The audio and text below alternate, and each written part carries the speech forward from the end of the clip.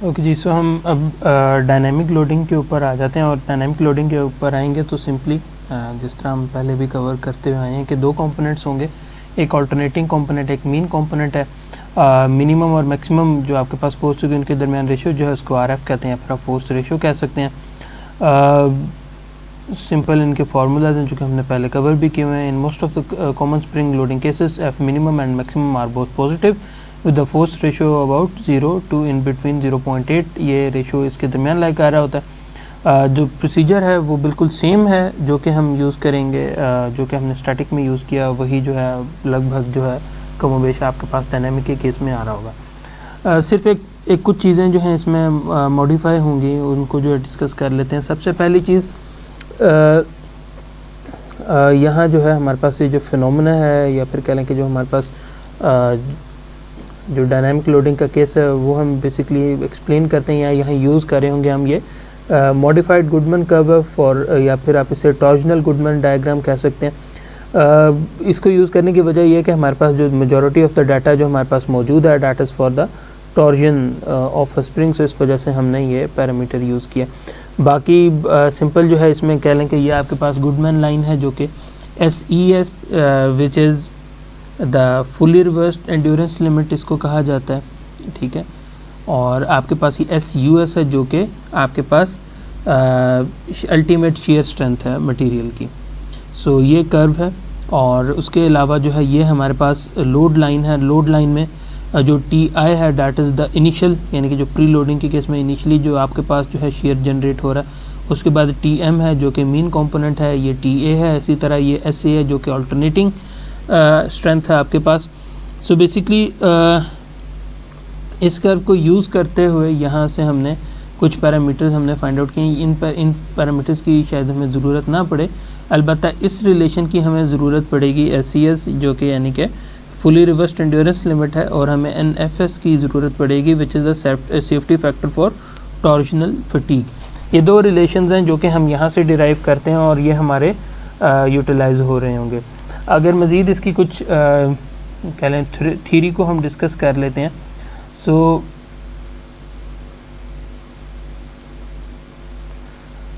Okay, सो इसको TI से basically हमने लोड लाइन को स्टार्ट किया। उसकी मेन वजह ये थी कि हम यहाँ ये बताना चाह रहे हैं कि आपके हमारे पास जो कॉयल है वो इनिशियली प्री लोडिंग के केस में, सो अगर लेट से वो प्री लोडिंग नहीं होगा तब उस केस में हमारे पास ये ओरिजिन से के कर्व स्टार्ट होगी, जो कि आपको ये डॉटेड लाइन जो है यहाँ आपको शो भी कर रही है, ठीक है, ये दिस लाइन। और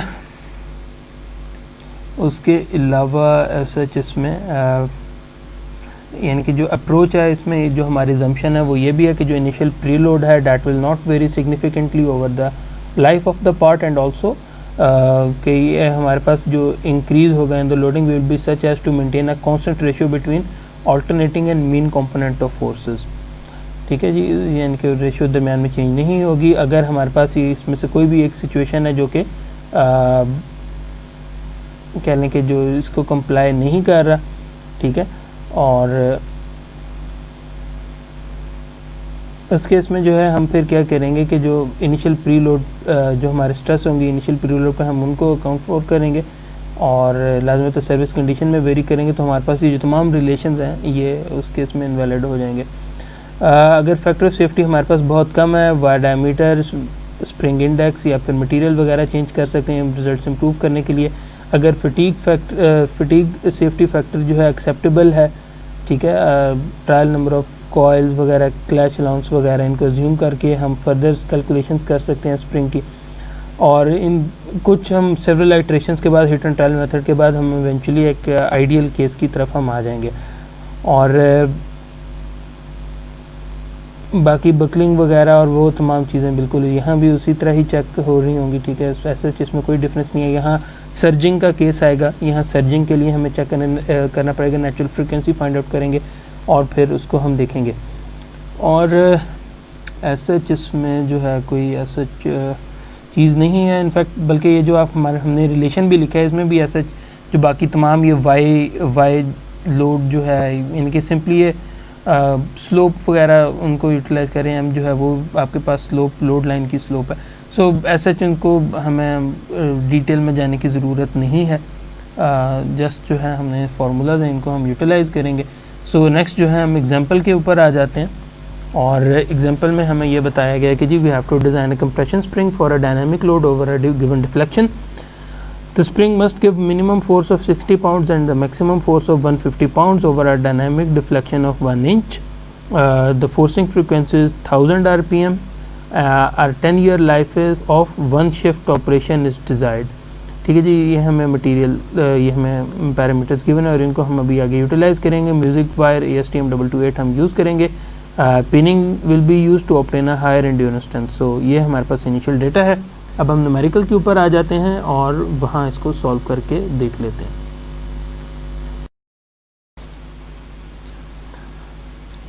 ओके जी, so coming on to the numerical, जो हमारे पास सबसे पहली जो चीज़ है, जो हमें बताया गया कि जी 10 ईयर लाइफ हमारे पास है ऑफ वन शिफ्ट ऑपरेशन, वो जो हमारी डिज़ायर्ड है। सो यहाँ से हम स्टार्ट लेते हैं। सबसे पहले जिन हमने number of cycles find out करने हैं that the spring will see over its design life. So वो हम कैसे फाइंड आउट कर सकते हैं? सबसे पहले हमें जो डेटा गिवन है वो ये पता है कि जो फोर्सिंग फ्रीक्वेंसी जो है वो 1000 rpm है। सो ये रिप फार्मूला इसमें यूज़ होगा इन लाइफ, यानी कि इसकी जो rpm है 1000 rpm, ठीक है, मल्टीप्लाई बाय, अब देखें ये रिवोल्यूशन पर मिनट, तो आपके पास अभी फिल वक्त चलें इसको ऐसे रहने देते हैं।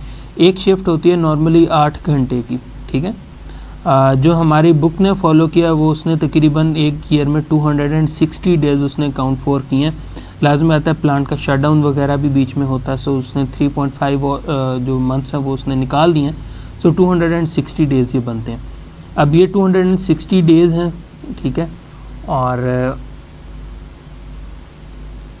हमारे पास हर जो कह लें कि 8 आवर्स पर डे हमारे पास है। अब जो आवर्स है उसको आपने मिनट्स में कन्वर्ट करना है, सो लाजमी बात है इसको हम मल्टीप्लाई बाय 60 भी करेंगे। सो और मल्टीप्लाई बाय 10 ईयर्स होगा, ठीक है, बल्कि इनफैक्ट इसको हम ये यूनिट्स के हिसाब से कर लेते हैं। आई थिंक वो हमारे पास जो है that would be even better. हम यहाँ यूनिट साथ साथ मेंशन करते जाते हैं। 1000 rpm multiply by 8 hours per day multiply by 260 days per year, ठीक है जी, और multiply bye 60 minutes per hour. I think इसको भी हम यहाँ चेंज कर देते हैं और इसको भी हम यहाँ रेवोल्यूशन पर मिनट कर देते हैं। 60 मिनट्स पर आवर ये हो गया, और मल्टीप्लाई बाय 10 ईयर्स, ठीक है जी। अगर अब आप इसको सिंपली यूनिट्स को देखें, सो मिनट्स हैं कैंसिल आउट हो जाएगा, उसके बाद आपके पास आवर्स कट आउट हो जाएंगे, ईयर्स कट आउट हो जाएंगे, डेज कट आउट हो जाएंगे। सो इवेंचुअली जो हमारे पास ये टोटल बनेगा, रेवोल्यूशंस बनेंगे या साइकिल्स अब बनेंगे, that would be around 1.2 into 10⁻⁹ cycles. So यानी कि ये साइकिल्स की वैल्यू है जो कि ओवरऑल यहाँ, या फिर कह लें कि हमारे पास कंप्लीट स्प्रिंग के लाइफ स्पैन में उसने पास अकर उसके अराउंड होंगे। अब जो है हम मीन और अल्टरनेटिंग फोर्सेस फाइंड आउट कर लेते हैं। सो हमें मिनिमम फोर्स भी गिवन है, मैक्सिमम फोर्स भी गिवन है। सिंपल फार्मूला जी, सबसे पहले अगर हमने अल्टरनेटिंग कंपोनेंट फाइंड आउट करना है, सो that would B F maximum minus F minimum divided by 2, यानी कि अराउंड 150 माइनस 60 डिवाइडेड बाई 2, या फिर 45 पाउंड्स। इसी तरह अगर हमने मीन कंपोनेंट फाइंड आउट करना है, that would B F maximum plus F minimum divided by 2, यानी कि 150 प्लस 60 डिवाइडेड बाई 2, या फिर 105 पाउंड्स। सो ये इनिशियल जब हमने फाइंड आउट कर लिया, उसके बाद जो नेक्स्ट स्टेप है लाजमी बात है, हमने एक ट्रायल डायमीटर हमने एज्यूम करना है कि हमारे पास ट्रायल वायर डायमीटर क्या होगा, और स्प्रिंग इंडेक्स भी हमने एज्यूम करना है। आई थिंक इस केस में एक बार ज़रा हम पहले अपना लास्ट जो है लेक्चर स्लाइड्स को भी एक बार देख लेते हैं ताकि मज़ीद क्लैरिटी आ जाए आप लोगों को।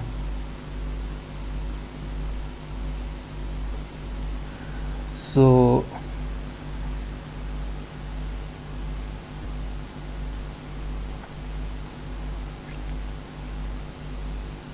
अच्छा, अब आपने यहाँ से गौर करना है और हमने देखना है 0.207 को, और जो हमारे पास मटेरियल यूज़ हो रहा है that is ASTM A228।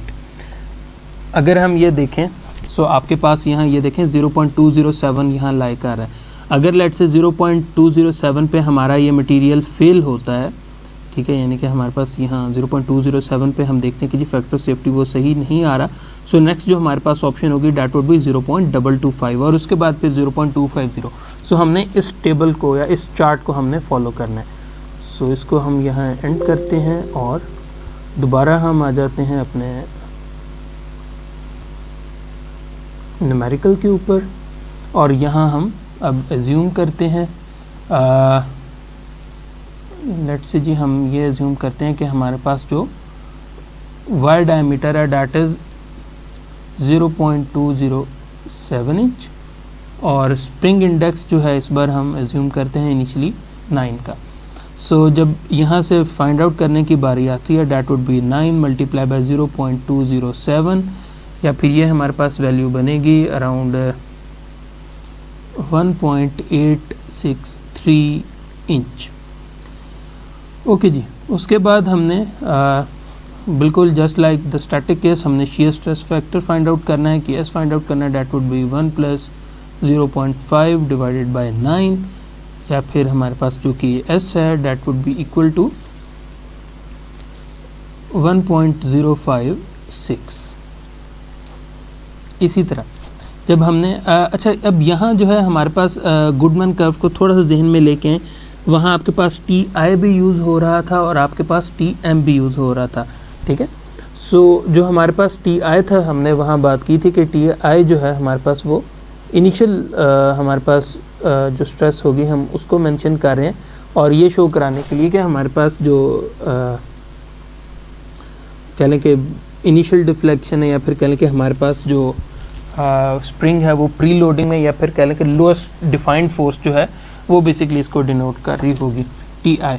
So that would be equal to KS, या फिर TI would be equal to 1.056 multiply by 8 multiply by FI जो कि हमारे पास मिनिमम फोर्स है विच इज़ 60, और हमने कैपिटल D फाइंड आउट किया है मल्टीप्लाई बाय 1.863, और ये तमाम चीज़ें डिवाइड होंगी आपके पास पाई, और D क्यूब जो है हमारे पास 0.207 और इसका क्यूब। सो TI जो है that would be equal to 33875 PSI, और ये हमारे पास आगे फार्मूला में जाके ये यूज़ भी हो रहा होगा।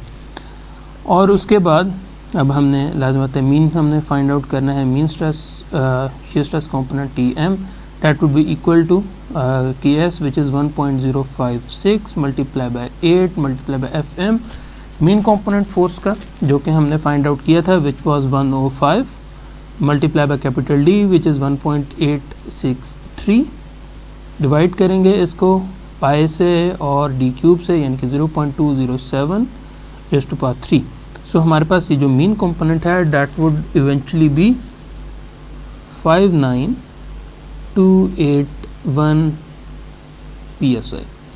सो हमने ये तीनों कंपोनेंट फाइंड आउट कर लिए हैं। उसके बाद नेक्स्ट हमने अब ये चूँकि हमारे पास डायनामिक का केस है, इसमें अब ये वॉल फैक्टर भी आएगा, वॉल फैक्टर इंट्रोड्यूस होगा, अल्टरनेटिंग कंपोनेंट इंट्रोड्यूस होगा। और ओके जी, सो सबसे पहले हम जी वॉल फैक्टर यहाँ फाइंड आउट कर लेते हैं। That would be equal to 4C-1 यानी कि 4 × 9-1 डिवाइड बाय 4 × 9 - 4 प्लस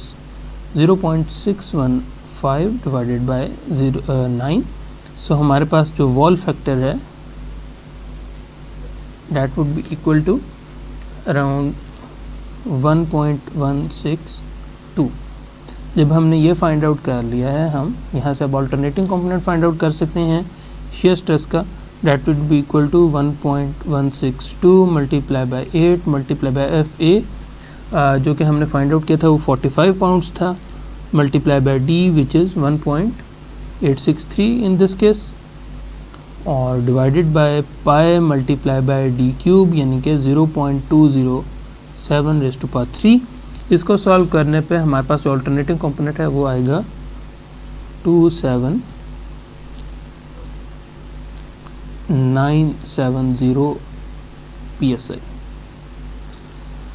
ओके जी, सो यहाँ तक हमने फाइंड आउट कर लिया है, और फैक्टर ऑफ सेफ्टी का इसका रिलेशन वो आपने देखा था वो थोड़ा सा कॉम्प्लेक्स था, ठीक है। सो उसकी वजह से अब हमने उनको फाइंड आउट करने के लिए जो नेक्स्ट हमारे लिए स्टेप कहने की ज़रूरी है वो हमने ये स्ट्रेसेस फाइंड आउट करनी है, जिसमें अल्टीमेट टेंसाइल स्ट्रेंथ है, फिर हम लाजमी आता है टॉर्जनल यील्ड स्ट्रेंथ हम फाइंड आउट करेंगे, फिर ultimate shear strength find out करेंगे, और इनको फिर हम आगे यूटिलाइज करेंगे factor of safety find out करने में। सो थोड़ा सा काम कॉम्प्लेक्स हो गया, वहाँ हमारे पास स्टैटिक के केस में 4 स्टेप के अंदर हम factor of safety find out कर लेते, यहाँ हमें थोड़ा सा ये कह लें कि एक्सटेंड करना पड़ा है काम।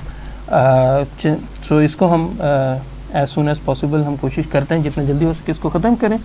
Okay, so ultimate tensile strength हमने फाइंड आउट करनी है जी। ASTM A228 हमें नोन है, so A would be equal to 184649 जो कि यहाँ मेंशन है, और B की वैल्यू भी हमें नोन है -0.1625।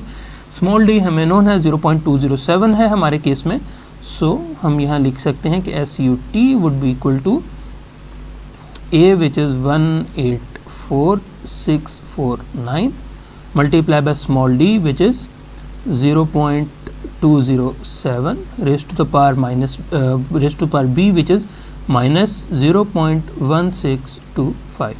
सो अल्टीमेट टेंसाइल स्ट्रेंथ जी हमारे पास ये सॉल्व करने पे आएगी 238,507 PSI।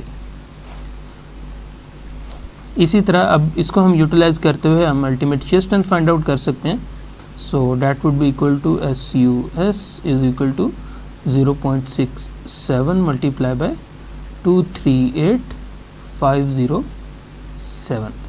So जब हम इसको कैलकुलेट करते हैं that would be equal to 159,800 PSI।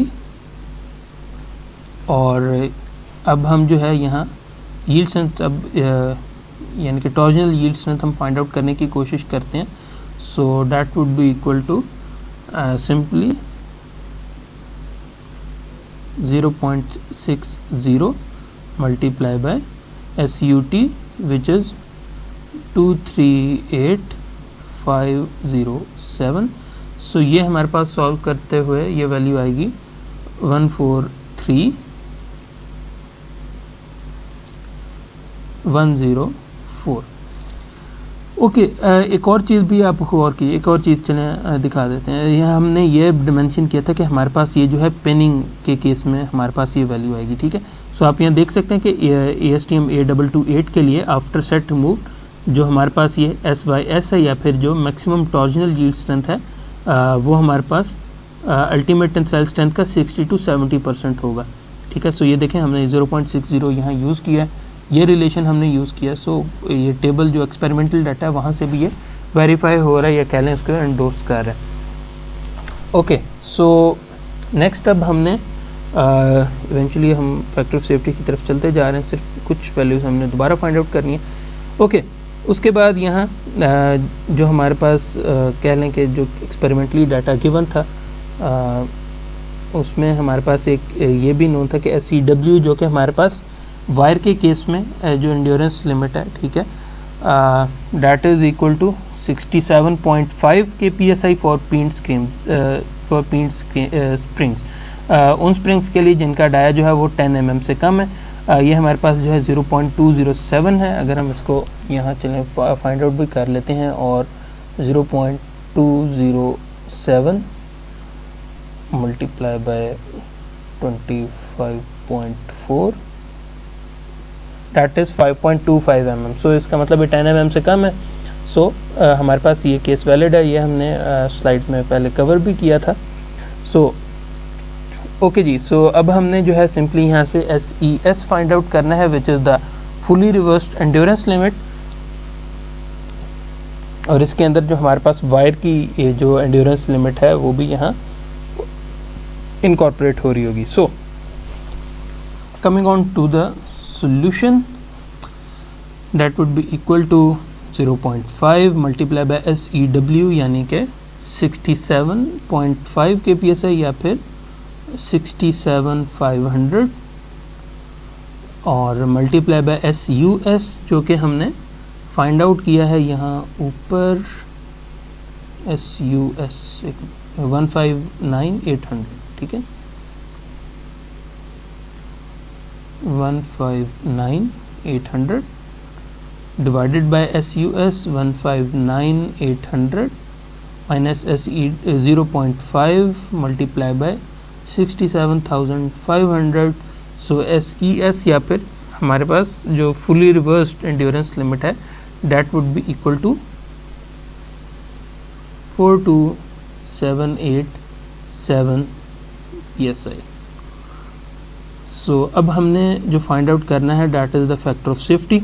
अब हमारे पास यहाँ इसमें तमाम पैरामीटर्स हमें नोन है और अगर हम यहाँ लिख लें बारी बारी, SES है जो कि अभी हमने फाइंड आउट किया 42787।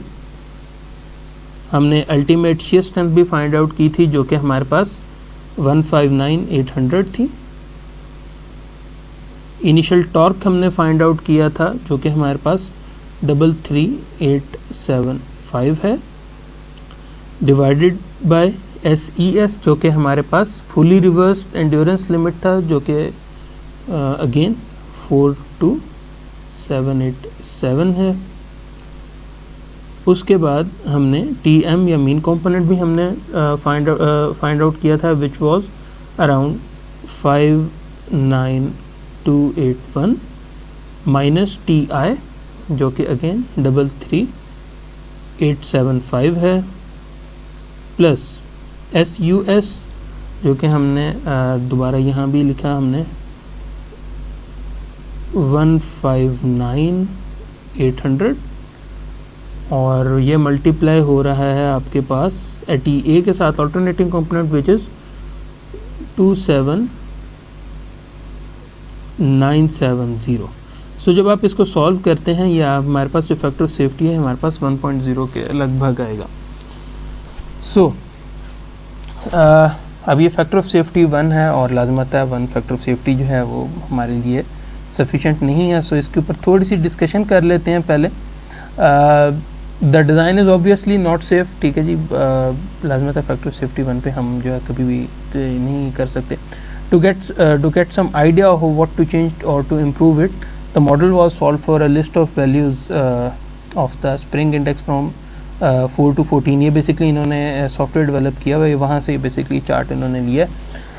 ये हम खुद भी अगर हम चाहें तो ये एक्सेल पे हम खुद अपने लिए भी बना सकते हैं, मैटलैब के ऊपर भी ये काम हो सकता है इजीली, ठीक है। The factor of safety increases with decreasing spring index, ठीक है।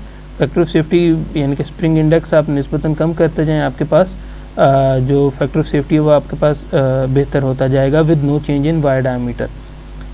Okay, so if we decrease the spring index from 9 to 7, keeping all the parameters same, we will obtain an acceptable design in this case with the factor of safety of 1.3.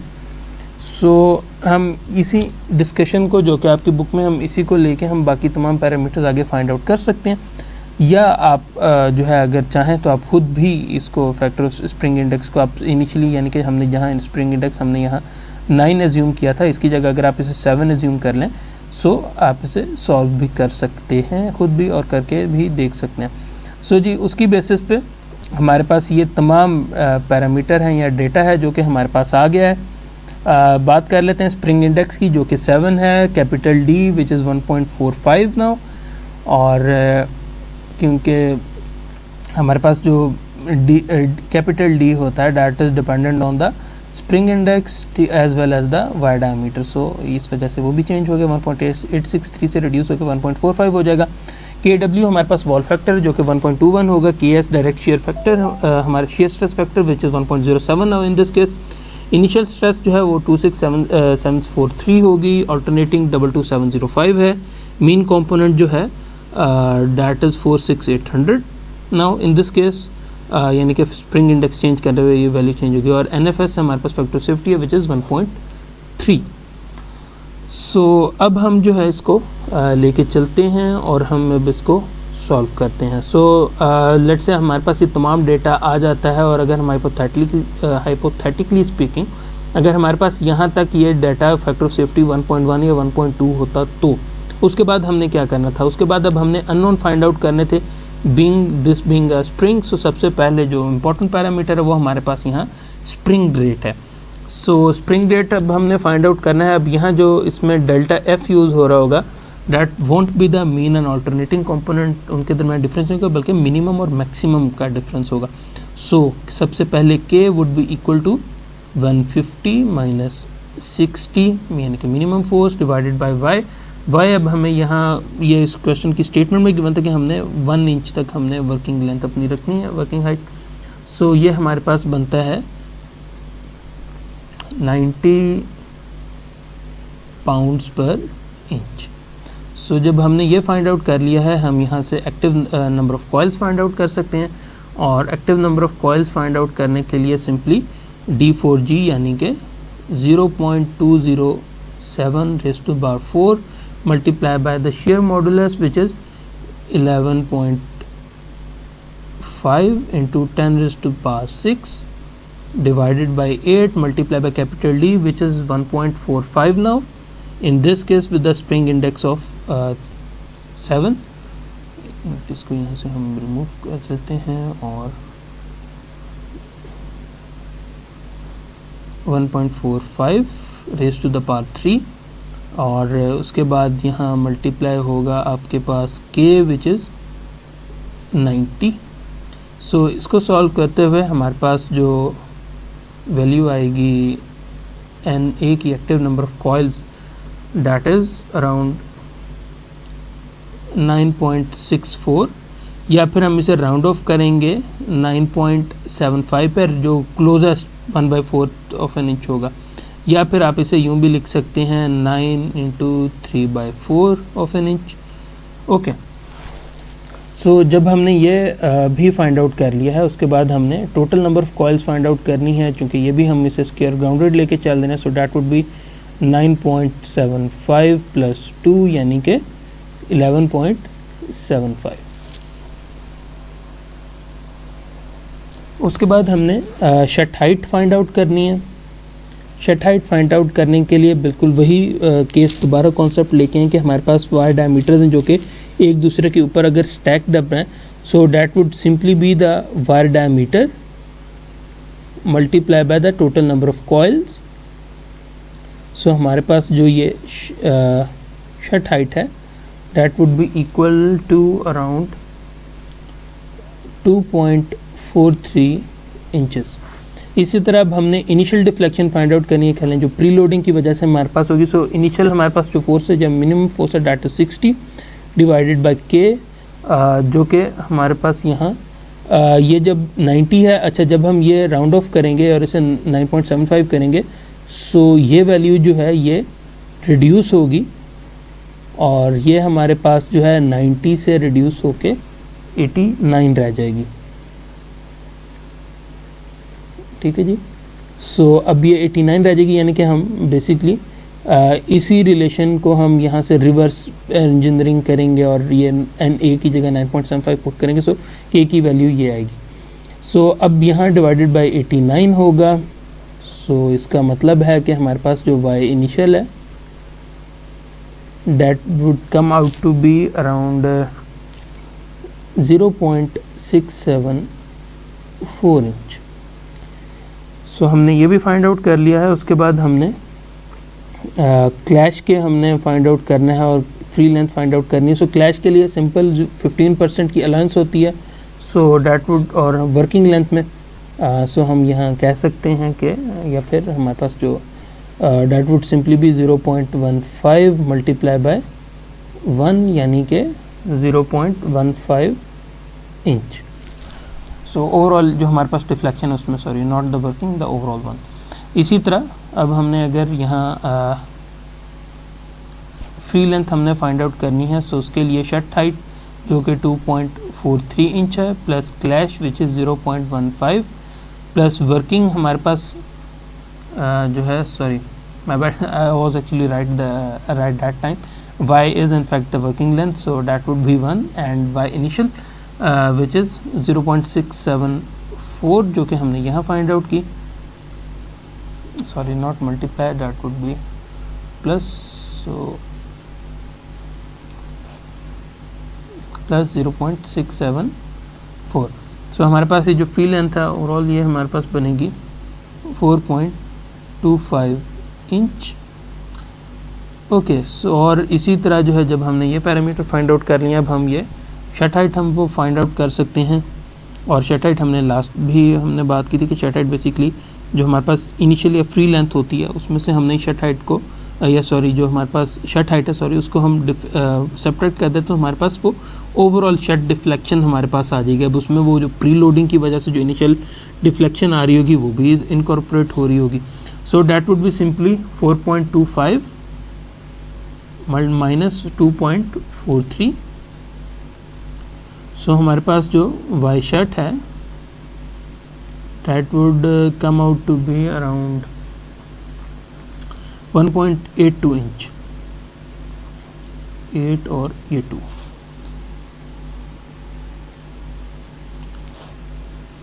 इसी तरह ये देखना है कि जी इस shirt पे ये force की वैल्यू कितनी है, सो डैट वुड बी के यानी कि जो अब 89 है multiply by Y which is 1.82 now. So जब आप इसको सॉल्व करते हैं so that would come out to be 162 pounds.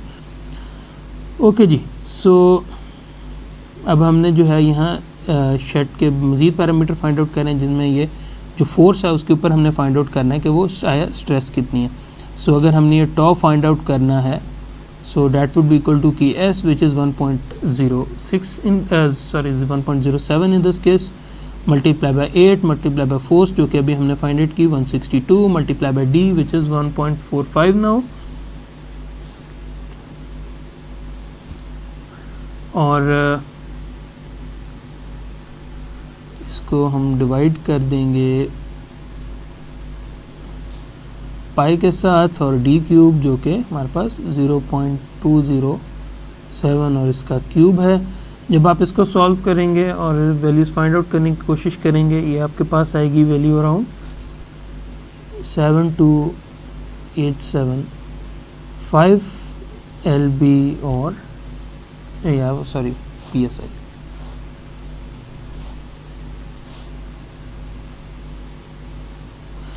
Okay जी, जब हमारे पास ये वैल्यू आ गई है सो हम यहाँ से फैक्टर ऑफ सेफ्टी भी फाइंड आउट कर सकते हैं for shut case. So that would simply B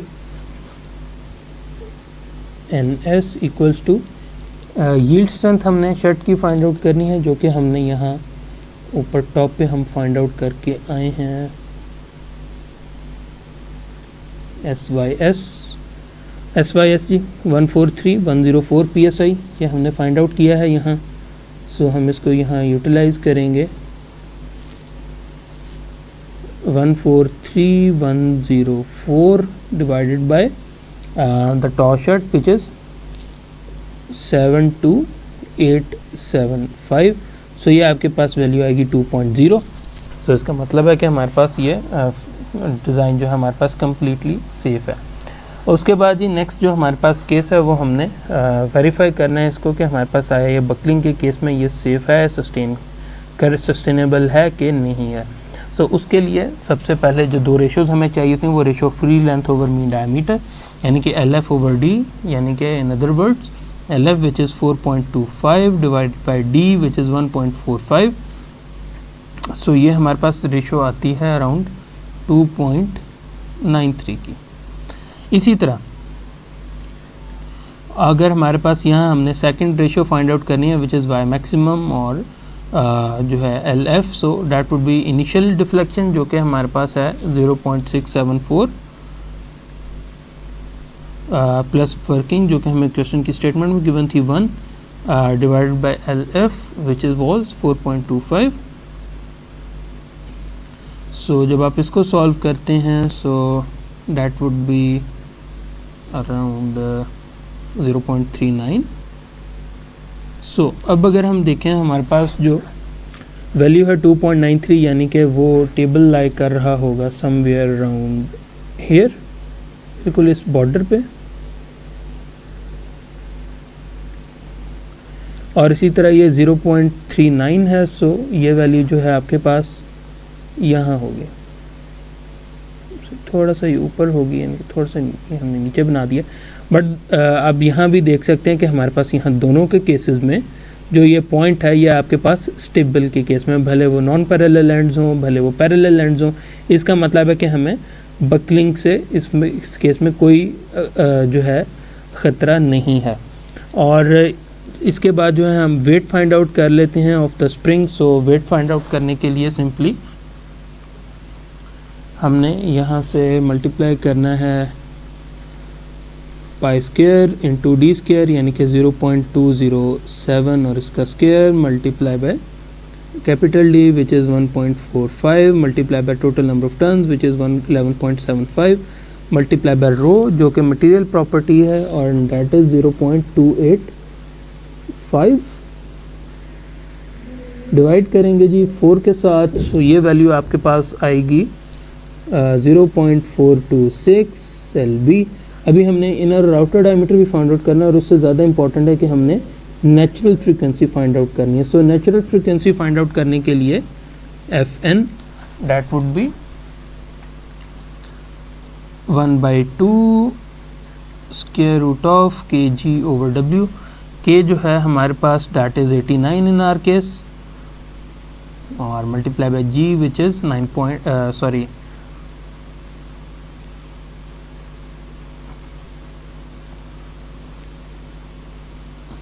okay, so that is 386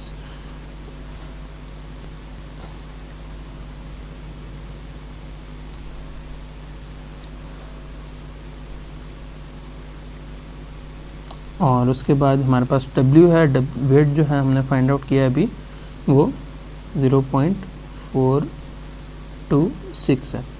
so that is around 142 hertz या फिर अगर जो है हम इसे साइकिल पर मिनट में हमने इसे फाइंड आउट करना हो so that would be equal to 8520 RPM। अच्छा ये कैसे आया कि हर्ट्स का जो मतलब है दैट इज़ साइकिल पर सेकेंड। सो अगर आपने इसको मिनट में कन्वर्ट करना हो सो that would B 142 multiply by 60 जो कि आपके पास ये वैल्यू आएगी। अच्छा एक इसमें थोड़ा सा कंफ्यूजिंग पार्ट है वो हमारे पास आता है यहाँ, मैं इसको हाईलाइट भी कर देता हूँ। ये पार्ट ये 386 और ये 89 ये कंफ्यूजिंग है कि जी की वैल्यू है जो हमारे केस में जो हम मेजर करते हैं वो बेसिकली कुछ और होती है। यार एक्चुअली जो हमारे पास जो फॉर्मूला होता है नेचुरल फ्रीक्वेंसी का, ठीक है, that is basically 1/2 pi square root of k/m। अब जो k हमारे पास होता है स्प्रिंग कांस्टेंट उसके यूनिट्स होते हैं न्यूटन पर मीटर, जबकि हमने जो यहाँ वैल्यू यूज़ की हमने k की यूज़ करते आए हैं वैल्यू, ठीक है, इंपीरियल यूनिट्स में that was pounds per inch और पाउंड्स फोर्स में था। अब अगर आपने यूनिट को इसको कन्वर्ट करना हो आपने न्यूटन को, so Newton is basically kilogram metre per second square, ठीक है। सो अब यहाँ हमारे पास इशू क्या आ रहा था कि हमारे पास ये एक तरह से फोर्स किलोग्राम पर इंच हमारे पास ये वैल्यू थी। सो हमने इस यूनिट्स कन्वेंशन को कंप्लीट करने के लिए हमने यहाँ basically 1 metre per second square को इंट्रोड्यूस कराया। 1 मीटर पर सेकंड स्क्वायर को जब हम रिजॉल्व करते हैं इंच सिस्टम में सो डैट इज़ 386 इंच पर सेकंड स्क्वायर।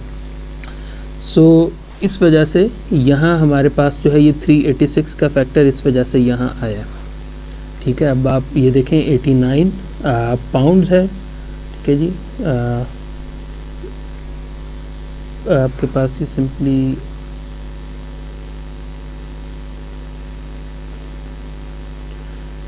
पाउंड्स है आपके पास, और सेकंड जो है आपके पास वो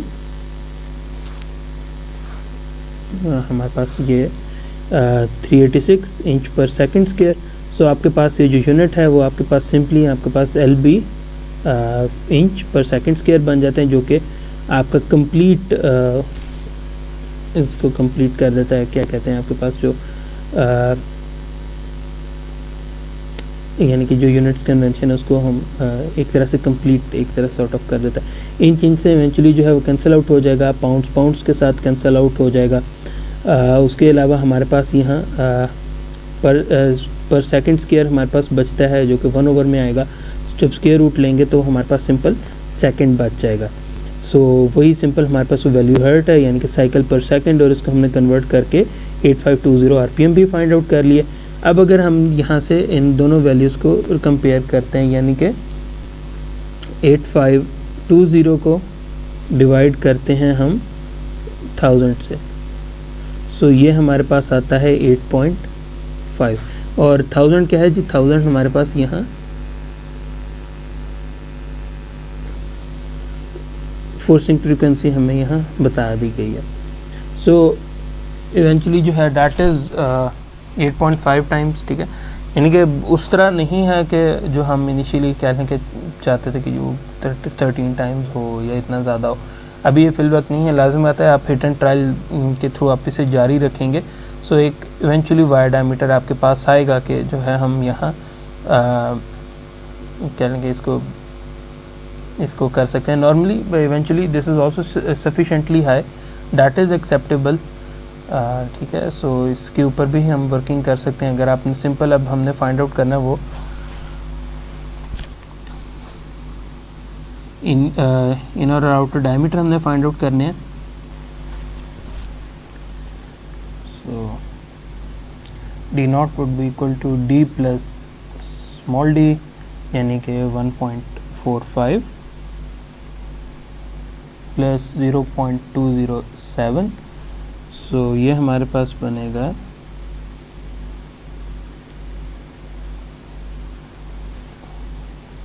1.657 इंच। इसी तरह अगर हमने इनर डाया फाइंड आउट करना है, that would be D minus T 1.45 minus 0.207, that would be equal to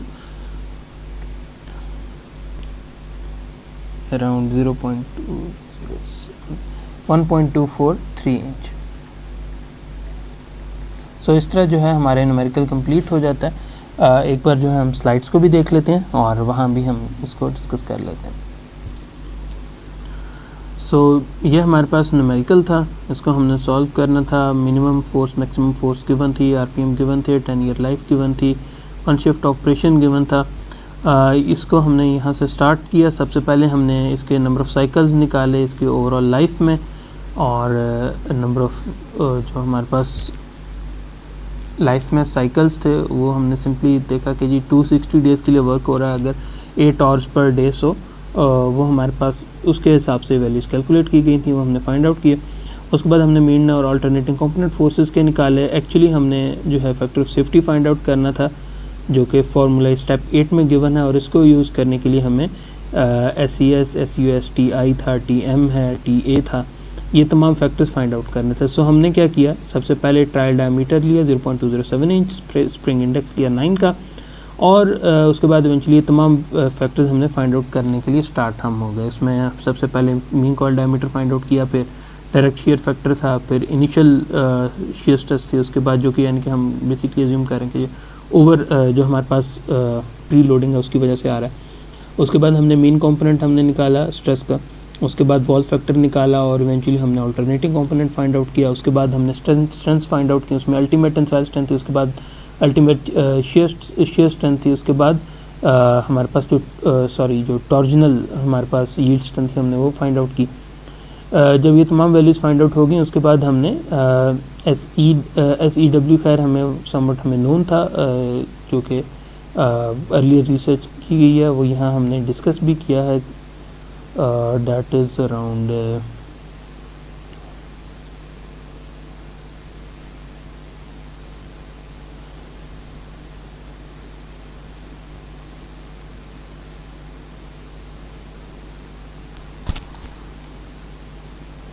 I think जी, यहाँ आप देख सकते हैं ज़िमरेली ने जो है ये फाइंड आउट किया था यहाँ SEW 45 kpsi और SEW 67.5 kpsi for pin spring, जिसको हमने यहाँ से यूटिलाइज़ किया टॉर्जनल एंड्योरेंस लिमिट में। ये कॉन्सेप्ट ये डिस्कस किया गया था।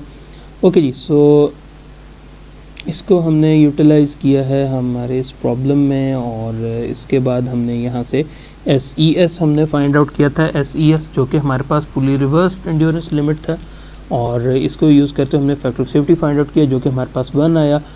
1 हमारे पास एक्सेप्टेबल नहीं था, उसको हमने डिस्कस किया और हमने ये देखा कि अगर हम स्प्रिंग इंडेक्स की वैल्यू को हम 4 to 14 हम वेरी करते हैं, सो हमारे पास स्प्रिंग इंडेक्स हम अगर 9 to 7 रिड्यूस करेंगे या फिर हम देखते हैं कि स्प्रिंग इंडेक्स जैसे जैसे कम होता जा रहा है आपके पास जो फैक्टर ऑफ सेफ्टी है वो इंक्रीज़ करता जा रहा है एक तरह से। सो हमने यहाँ फिर ऐसे किया गया, स्प्रिंग इंडेक्स को हमने 9 to 7 किया तो हमारे पास फैक्टर ऑफ सेफ्टी अराउंड 1.3 आ गया, विच इज़ एक्सेप्टेबल। इस एक्सेप्टेबल को हमने ज्यूम करते हुए हमने मज़ीद इसको फ्रॉम द स्क्रैच स्टार्टिंग नहीं की, बल्कि कुछ वैल्यूज़ हमने प्री डिटर्मिंड ही हमने एज्यूम कर ली जो कि यहाँ फर्स्ट चार्ट में गिवन है।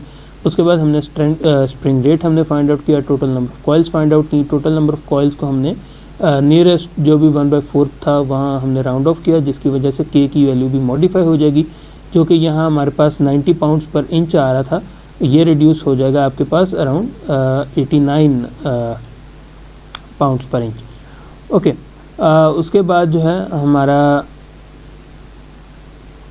सिंपल शट हाइट था, उसको हमने कवर अप किया। उसके बाद इनिशियल हाइट थी, इनिशियल डिफ्लेक्शन थी, क्लैश डिफ्लेक्शन फाइंड आउट की जो कि 15% होता है ऑफ द जो हमारे पास वर्किंग जो हमारे पास डिफ्लेक्शन ओवरऑल थी उसका 15% था। उसके बाद फ्री लेंथ हमने फाइंड आउट की, उसके बाद शट हमने शट डिफ्लेक्शन फाइंड आउट की है, और उसके बाद फोर्स हमने फाइंड आउट की कि शट डिफ्लेक्शन के लिए हमारे पास कितनी फोर्स चाहिए होगी। उसके फिर हमने शेयर स्ट्रेस फाइंड आउट की, और शेयर स्ट्रेस को यूज़ करते हुए हमने यहाँ से फैक्टर सेफ्टी फाइंड आउट किया जो कि हमारे पास 2 आ रहा था। इसका मतलब है कि डिज़ाइन जो है वो सही है, उसमें कोई इशू नहीं है। उसके बाद हमने बकलिंग के लिए चेक किया, उसके बाद हमने वेट फाइंड आउट किया, और उसके बाद हमने नेचुरल फ्रीक्वेंसी भी फाइंड आउट की। साथ जो है यहाँ थोड़ी सी कन्फ्यूजन भी थी सबसे पहले, क्योंकि जो फोर्स थी हमारे पास ये LB में थी, और उसके बाद हमने यहाँ जिस 1 मीटर पर सेकंड स्क्वायर का इक्विवेलेंट जो कि 386 इंच पर सेकंड स्क्वायर बनता है उसको हमने इंट्रोड्यूस कराया। और जब हमने इसको फाइंड आउट किया तो हमारे पास जो वैल्यू बनी थी डेट वाज 142 साइकिल्स पर सेकंड, या और इसको पर मिनट में कन्वर्ट करने के लिए हमने 60 से मल्टीप्लाई किया, 8521 बना। और हमारे पास यहाँ जो वर्किंग फोर्सिंग फ्रीक्वेंसी हमारे पास 1000 RPM थी, उसे हमने डिवाइड किया जो कि हमारे पास 8.5 आ गया, विच इज़ सफिशेंटली हाई, और हम इसे कह सकते हैं कि एक्सेप्टेबल है। वरना नॉर्मली जो रिकमेंड किया जाता है वो है कि अराउंड 13 तक हो, but that will also work. So इस तरह जो है हमारा ये टॉपिक ख़त्म होता है। इंशाल्लाह नेक्स्ट वीक जो है हम एक्सटेंशन स्प्रिंग्स को स्टार्ट करेंगे, और उसके बाद हमारा टॉर्जन स्प्रिंग का टॉपिक रह जाएगा, और इस तरह हमारा ये जो कोर्स है of the machine design and CAD 2 वो ख़त्म हो जाएगा। अल्लाह हाफिज़, थैंक यू वेरी मच।